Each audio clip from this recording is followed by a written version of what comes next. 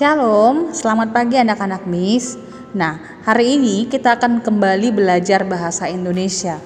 Nah, materi kita hari ini adalah mengenai menuliskan peristiwa yang terdapat pada teks non-fiksi.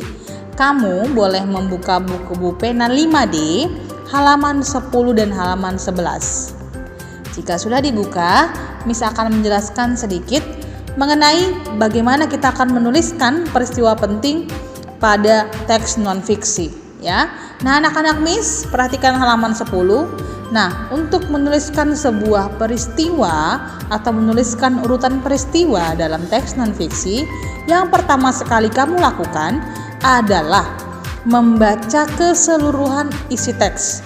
Nah, dibacanya sesuai dengan urutan peristiwa ya, Nak. Tidak usah dilompat-lompat.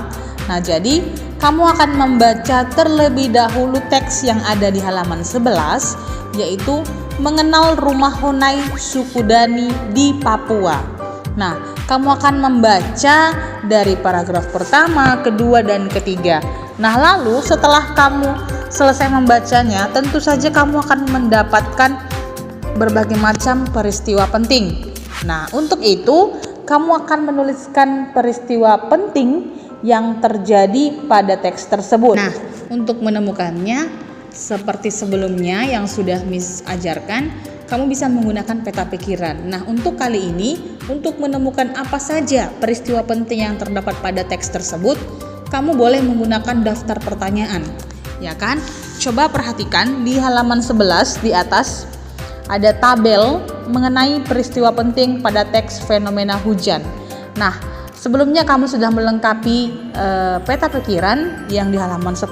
Nah, dalam materi kali ini kamu akan menemukan apa saja peristiwa penting dengan menggunakan daftar pertanyaan. Jadi, kalau di situ daftar pertanyaannya adalah apa ciri-ciri akan terjadi peristiwa tersebut? Nah, ciri-cirinya adalah adanya angin darat kencang atau angin puting beliung. Kemudian pertanyaan kedua, apa penyebab peristiwa tersebut terjadi? Dan pertanyaan ketiga, apa dampak yang dapat diakibatkan dari peristiwa tersebut? Nah, pertanyaannya sesuai dengan isi teks ya, Nak. Jadi, kalaupun kamu mengerjakan soal yang akan Miss berikan nanti, pertanyaan yang kamu buat adalah pertanyaan yang informasinya atau peristiwa pentingnya ada dalam teks, ya kan? Nah, kalau kamu buat pertanyaan, misalkan, apa ciri-ciri akan terjadi peristiwa tersebut? Nah, kalau kamu buat di sini apa ciri-ciri akan terjadi peristiwa tersebut pada teks Honai, mengenal rumah Honai ini, ya nggak akan dapat jawabannya karena kan peristiwa penting yang kita baca sebelumnya adalah fenomena hujan es. Sementara pada teks ini adalah mengenal rumah Honai.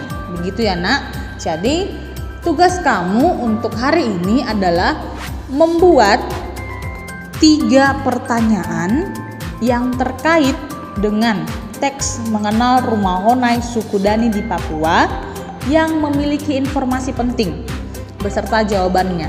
Jadi nanti yang kamu kirim ke Miss adalah sebuah tabel yang terdiri dari 3 pertanyaan dan 3 jawaban yang merupakan peristiwa penting dari teks mengenal rumah Honai suku Dani di Papua. Oke anak-anak Miss, selamat belajar. Tuhan Yesus memberkati. Shalom.